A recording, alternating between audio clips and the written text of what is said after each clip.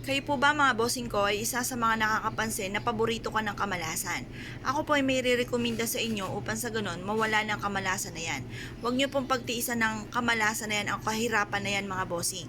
Ang gawin nyo lamang po, kumuha kayo ng native na itlog or kaya po ay puting itlog. At pagkatapos ay humarap ka sa may silangan na 6:30 or alas 7. Ibulong nyo po dito habang ito po ay pinaiikot-ikot ninyo mula po sa ulo hanggang pababa po, whole body. Ultimo sa kilikili at alak-alakan po ninyo ay papasadahan nyo ng pag-ikot ng ati pong itlog. Ito pa mga bossing ko ay magki-cleansing or lilinisin ang kung ano man ang mga negatibo na nakakapit sa inyo pong katawan.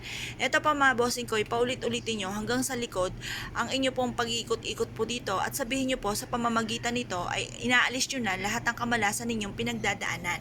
At pagkatapos mapapalitan ito ng pagpapakapit ng swerte.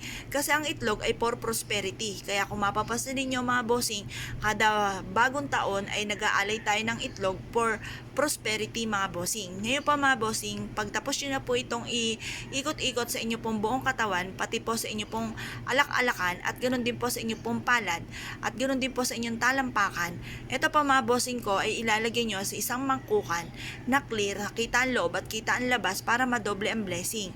At ilalagay nyo rin po ito, mamili po kayo, pwede rin ito sa isang mangkukan. Basta mainam, ang gagamitin ninyo ay clear at hindi po yung may mga kulay na mga baso or mangkok. Pagtapos nyo na po itong ibilad hanggang alas 8 ng umaga, ilagay nyo po ito sa ilalim ng inyo pong higaan. Ito po ay ihahayaan nyo na nakalagay sa ilalim ng inyong higaan ng 7 araw. Malipas ng 7 araw, ito po ay pwede nyo na itapon sa basurahan or kaya po sa mga running water. Ito po ay makakatulong para alisin ang lahat ng mga kamalasan na pinagdadaanan po ninyo. Proven po ito mga bossing.